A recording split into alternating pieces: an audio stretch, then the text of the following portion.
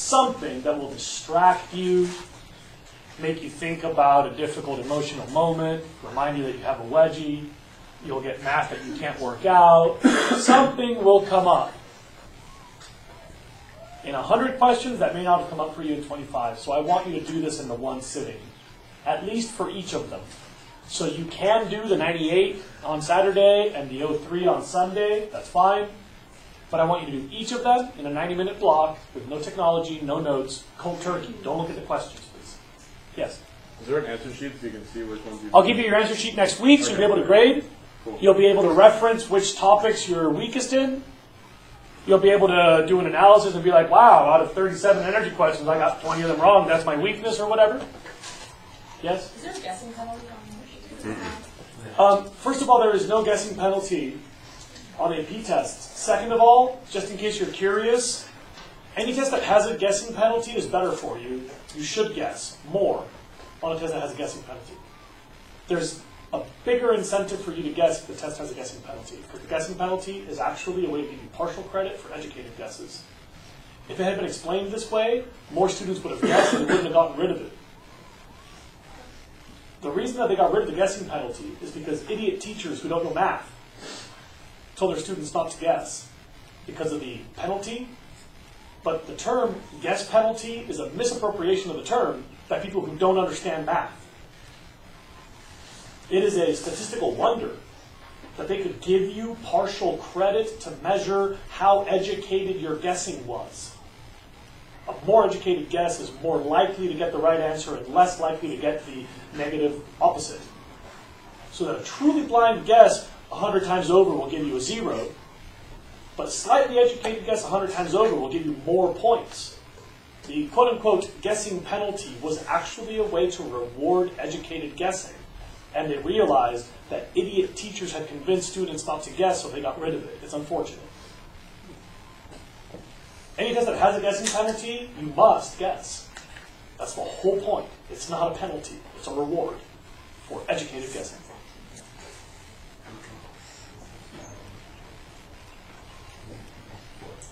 And so 1 of 4 times 1 is 1 of 5 times 1 is 4 of 5 times. But if you're completely blind and there's 5 answer choices and you need the 4th point, they only use strategic guess and you can cross out one answer. Unless you believe in the power of the subconscious. When you go, hey, what's up, man, Matthew, right? And you just feel like you're guessing, but you're actually not. There's great evidence of this. Your blind guesses are way more accurate than if you hadn't read the question. That's a blind guess. There's no purpose to truly blind guessing, but if you've read the question, you should go for it. I answered all. Yeah, no, I know. So I know that you guys were. Yeah, gotcha, bro. We weren't arguing, I think. Right. Okay, yeah. Do we have to use this answer sheet? You must use this answer sheet for practice purposes. It's good to get used to it. I got to remind you of one thing, though, please, that I need you to practice. And a lot of you won't believe me again, but I challenge you to look up the research. If you prove me wrong, I'll buy you a burrito. The girls perk up. Here we go.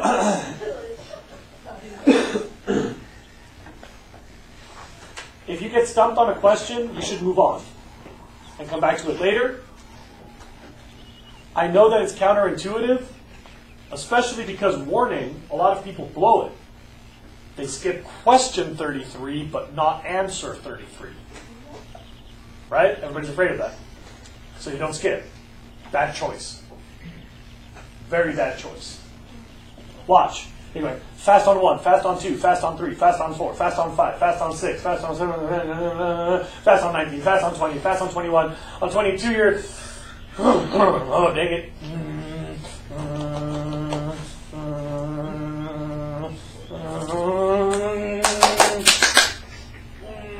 Whether you get it wrong doesn't matter. From now on, your odds of making a mistake have gone up. You know how, like, when you lose your balance, it's hard to regain your balance afterward? That part of your brain that's governing recall is scrambled a little bit. Instead of just hesitating. Right. If you cannot generate the answer, leave it for the second pass. The funny fact that most students don't believe until they've tried it is you can score about 75% of the exam in about half the time. Out of 100 questions, you should be able to bubble roughly 75, the easiest 75, in 45 minutes. If those were all right, you already passed. In half the time. Of course, some of those aren't going to be right. So you go back, and now you've got the other half the time to work on just 25 of the most difficult questions. And if they're the most difficult, you're going to get a few more of them right. But in terms of investing your energy, it's way better to get all the easy ones first, there's more of them, than to wallow in the few really difficult ones. Coincidentally, that act of wallowing lowers your success rate for the following easy ones. That first time that you get distracted, your brain will start thinking about other stuff. That first time you get bogged down in all that squirming and wriggling and whatever, you've kind of let slip through your fingers some of that map awareness of your content.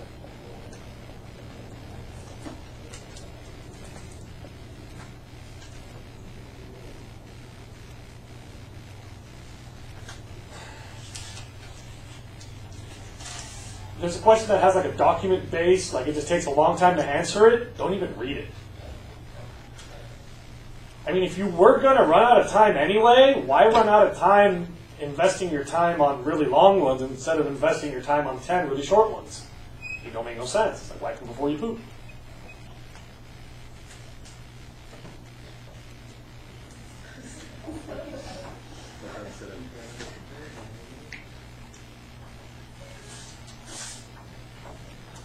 And if you're not going to run out of time, then remember, your accuracy rate goes down when you have to struggle to produce an answer. So save your struggle for the end when the consequences of that struggle are not as high. Okay. Thank you. Let me see if they're all here. Bloomer, Alexa Brotman, Julia Gupta, Madam Hogan. Thank you very much. Pass back. Pass back. Pass back. Pass back. You have little tags on them. All right. Now, students, I totally understand, fully appreciate, completely believe that my suggestions for studying may be shaking you up a little bit, may be counter to the way that you've successfully taken tests for a very long time. A lot of it sounds like mumbo jumbo. I've already lost credibility with some of you by being an idiot or lying or cheating in other ways. But if we want to argue facts, I challenge you to find me better facts. Okay. Andrew Fay, William Bafori, Carlton. I saw Carlton, that sleep bag. He has too been here today. I saw him this morning walking down to the English building wearing his red fleece jacket. Okay. That was yesterday. Okay, here we go. Now about math. Here comes some stuff about... Are there any other questions, by the way, about the multiple choice thing due next Monday, parents calling them? Yes? What time of day are you? It's usually during periods 2, 3, 5, or 6. And some combination of those. They don't have to respond, they can call back. But we only leave a message a second time and then we recycle the slip. All right. Wait, you said you leave a message? Yes, but we'll only do that twice. We don't keep trying. So we don't chase your parents. If they don't call back, you give it up. Yeah. Oh, so if they don't call back, they have it? Yeah, the first time we'll assume there was something wrong. Like, oh, who knows? Maybe parent didn't hear the whatever. But we only call back twice. And if they don't call us, like we'll leave a message and we'll leave a message and then you don't get credit yet. We have to have a conversation where they confirm these questions. And by the way, it's also true of extra credit number 5. We call your parents for 2 of them. So we call after the AP test for 2, or for 3 and for 5. Yeah? Is there ever going to be like the essay portion in the practice form? You already got it. That was extra credit number 2. It's due tomorrow. Now about math. I got a lot to tell you about math, and most of this, I think, is stuff you haven't heard before, but is true about all the College Board exams. Number one, just specific to ours, roughly 5 to 10% of the multiple choice are calculation data set questions. So there will be 2 or 3 graph analysis, 2 or 3 data set interpretation, 2 or 3 actual calculation, 2 or 3 something else involving numbers. You have 4 free response questions. One of them is about half calculation data set of some sort. Chart, table, graph, math. In that 1/2 of one free response question, it's common for one answer to snowball as part of the setup in the second answer. Just FYI, as long as you set it up correctly the second time, you didn't have to get it right the first time. In other words, question A says calculate whatever, and you said 4. And question B says now, blah, blah, blah, multiply that by 20. So you write 4 times 20 equals 80. If you got A wrong and it was actually 3, you could still get credit in B because that was the right setup. Your answer times 20 equals another answer. Does that make sense to everybody? So is that these are the keys Right.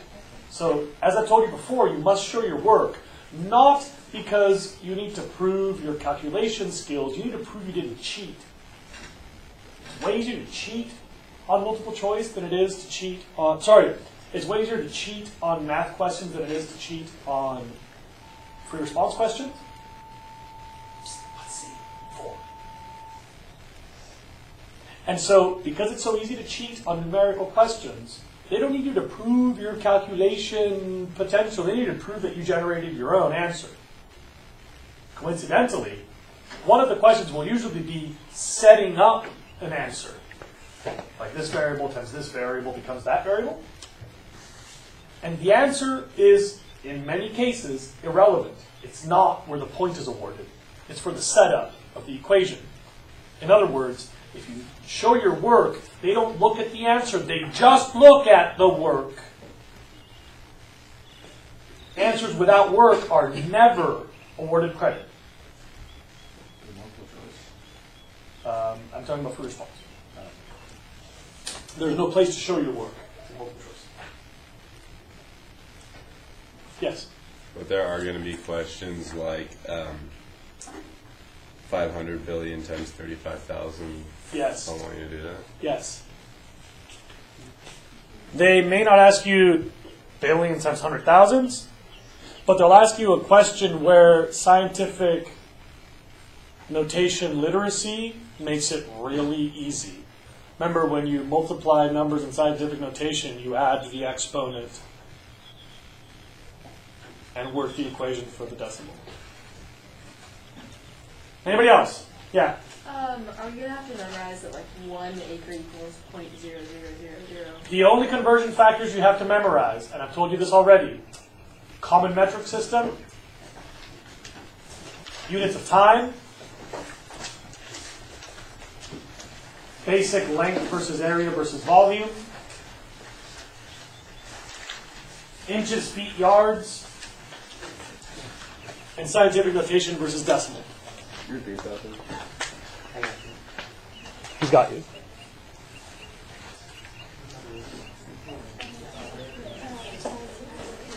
By the way, excuse me, you guys can catch up on that questioning later. I did give this out a couple days ago. You wrote it into your packet. You should have written this in your Hints for Doing Well packet.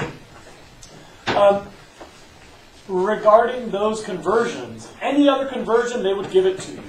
And when I say metric system, I mean the common ones, like millimeter, centimeter, meter, kilometer, milligram, kilogram, gram, milliliter, liter. No deca, deci, pico, nano. Okay. Now, I have to tell you a funny story, a really random, irrelevant story, as a segue to an apology. The story is, I started my education in a different country, Argentina, which, like most other countries on earth, has a much more aggressive educational plan than yours. This country, the greatest and most unique in so many ways, has arguably some of the lowest math literacy of any modern nation. And as a matter of fact, many second and third world countries have better math literacy.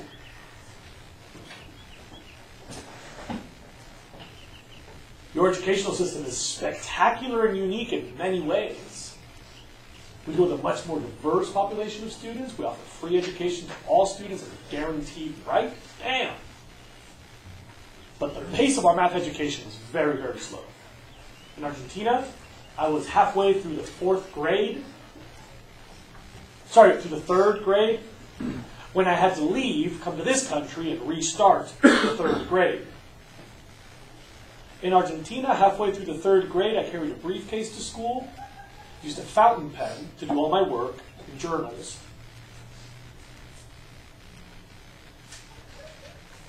I was by no means an exceptional student. I've never been gifted in any real way.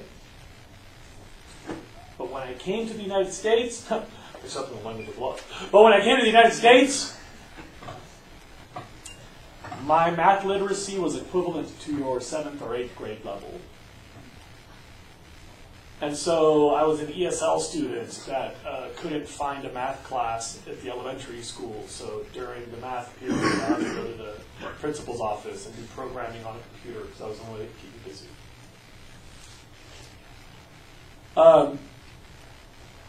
I am by no means an exceptional student. I'm dumber than the dumbest among you. Aside from a low birth IQ, I've also hit my head a great many times. I've had 17 hospitalized concussions. At a moment I could remember. And so I don't claim any special skills, but this is a segue to my apology. I learned math differently. My dad was a math and physics professor. So when I say, hey, Dad, help me with my math, he'd go, dude, just try something else. I'm like, I don't know what to do, just try something else. So my math experience has been to just try something, and I have no idea how they teach you math. I don't know how to show you to do the math. I can just perform math. That's my apology. I can do all the math in your practice thing, no problem. To me, it's very straightforward. I'm here to help you with it. Except that I can't really explain it in the way that you've learned it. I can just explain it in the way that I do it. Can you explain something? What? Can you explain some of them on the board? Yeah, happy to try. So here goes. Usually the kids ask me about 18, 19, and 20. I can do any of them. But I think in terms of difficulty, those seem to be the most difficult. I'd be happy to help you with any of them. How many of you would like me to focus on 18, 19, 20? How many of you would like me to focus on others?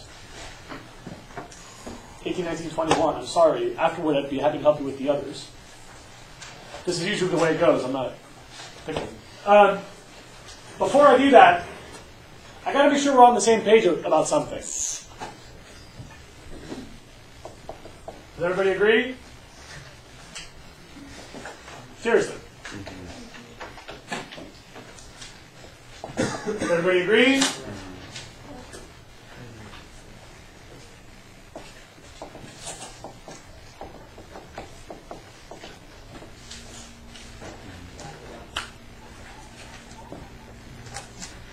There's a name for this. I forget what it's called. It's something about like the equality fundamental or something.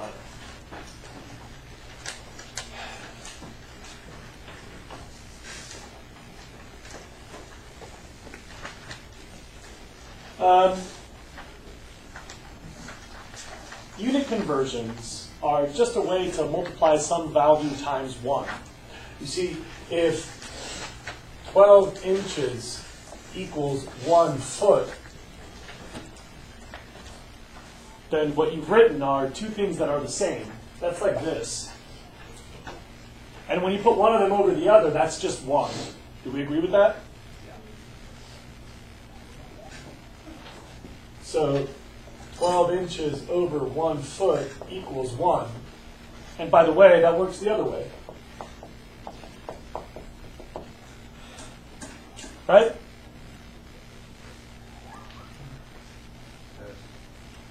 There's this one, therefore this one, therefore this one, therefore this one.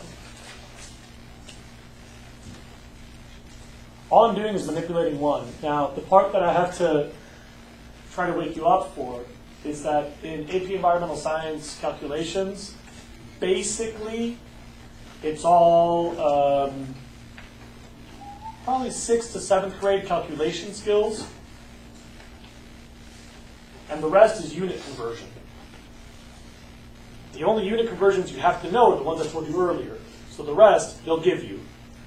There will be a given, and you'll have to manipulate that in some version of this with some calculation skills that most of you have without using the calculator.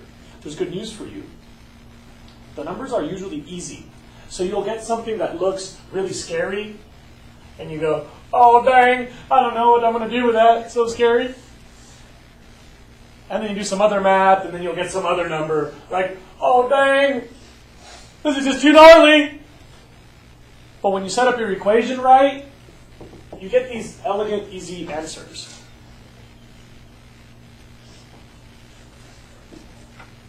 It's a majestic trick of the College Board that they scare you off with numbers that look gnarly, and then they hook you up with simple calculations because they know you don't have a calculator, and they're not checking your calculating skills.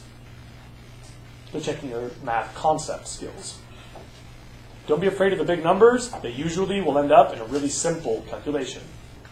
Second of all, the answers you get will always be reasonable. They're all based in fact. They're carefully researched. They don't like throw numbers on a paper and go, let them calculate that. So when you get a school population of 37 million, that can't be right. There's no school with 37 million kids. When you get a light bulb that costs $20,000, that can't be right. You fumbled the zeros. Because they get their numbers from somewhere, they're carefully researched, they're real-world numbers. You can't know the reality of all numbers. You don't know the toxicity threshold for cadmium. But if it's a number that you can look at critically, like, sure, I know how many people fit in a school, then use your logic. If the number doesn't look reasonable, it's not. And if the calculation involves endless decimals, I to the e cubed thing, you fumbled something.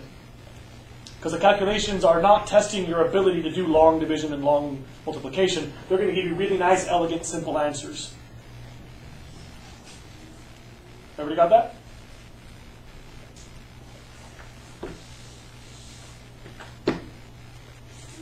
For number 18, 19, and 20, they gave us 2 facts. One thing they told us is a British thermal unit is some measure of energy. It is the energy required to raise 1 pound of water by 1 degree Fahrenheit gain. A lot of you don't realize that they just gave you an equation. 1 BTU equals 1 of these times 1 of those. Because they said the BY word.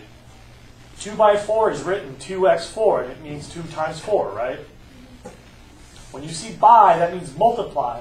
And so here's the thing that most of you didn't know, that when you hear this, it's like, oh yeah, now this is all easy. Multivariable units.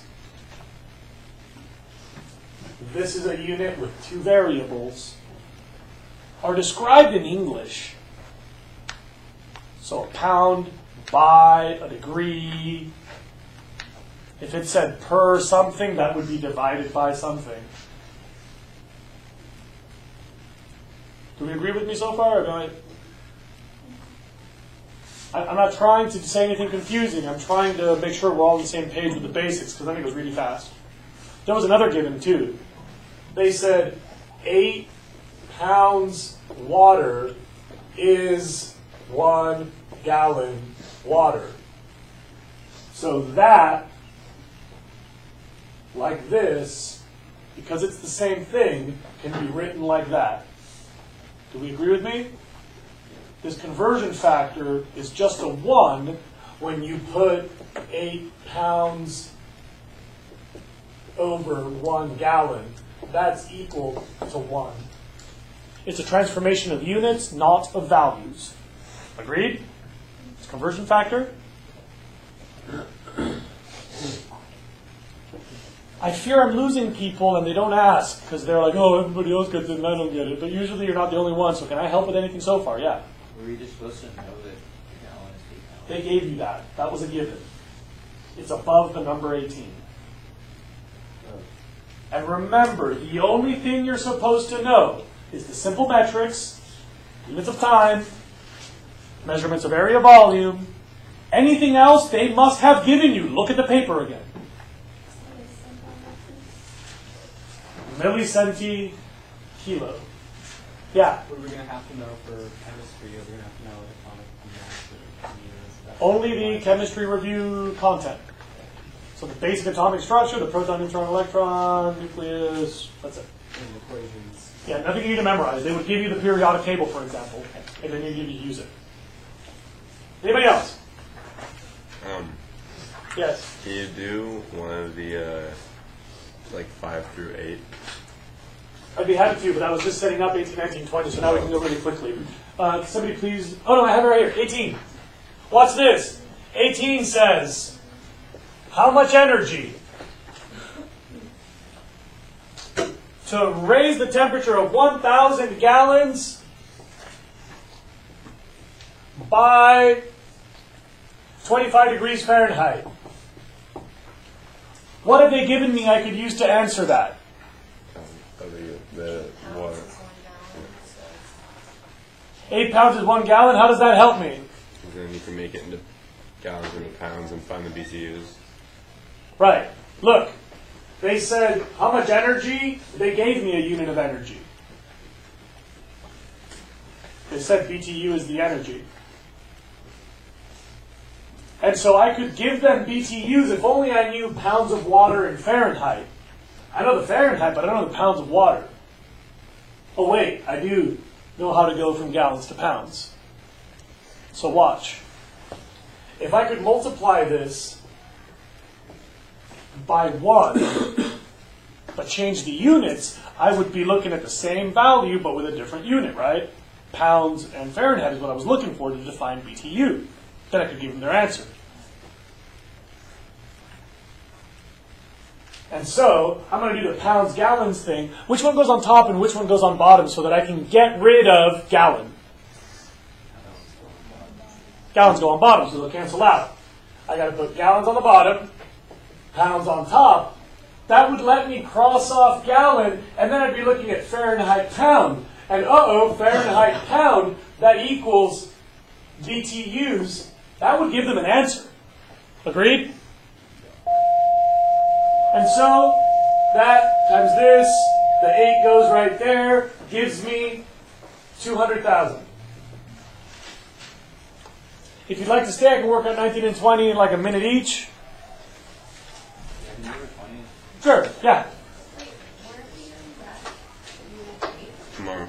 I'm sorry, you can see I've shifted it to tomorrow. There was one period that wasn't complete. By the way, if you're leaving, you have to leave me your math homework. You can put it on my cart. If you're staying, I'll do 19 and 20 really quickly.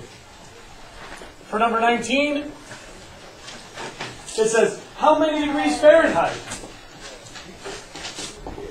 And so to solve for degrees Fahrenheit, I have to divide by pounds of water, leaving me degrees Fahrenheit, BTU over pounds. Agreed? Solving for the degree? So I'm going to need BTU over pounds.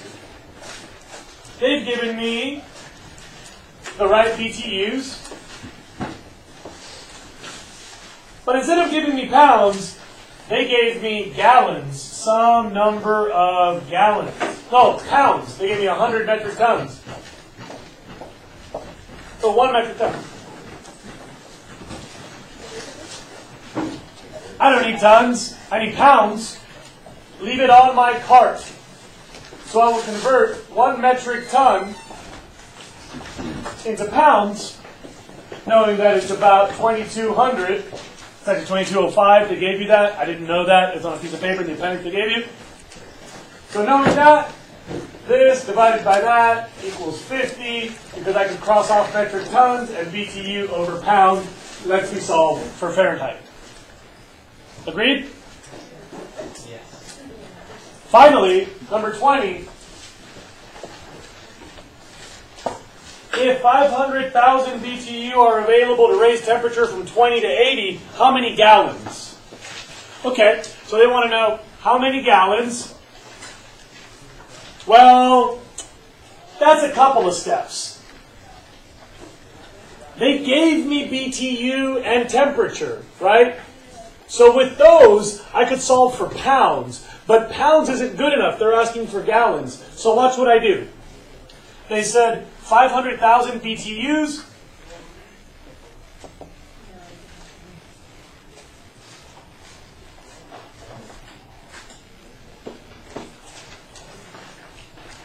And they said 80 degrees of temperature change. Remember, BTU divided by temperature would give me pounds of water. So if I work that out, I'm going to get pounds. But they were asking for gallons. So the second step here will be to get rid of the pounds, leaving behind only the gallons. And that would give me the right answer. That would be the number of the unit they wanted. So 1 gallon equals 8 pounds. I have to do this one, and then divide the answer by 8 to get whatever value they were looking for. Anybody want to help me skip this math? We divide by 8 or multiply by 8? I have to get rid of pounds. I want to keep gallon. I know, but it's 1/8, then when you multiply by 8 to get the result. No, this answer will give me something. Then I got to divide by the 8 pounds per 1 gallon. 6,250 This is 6250. pounds. Okay, so this is 6250 781. divided by 8 is 781.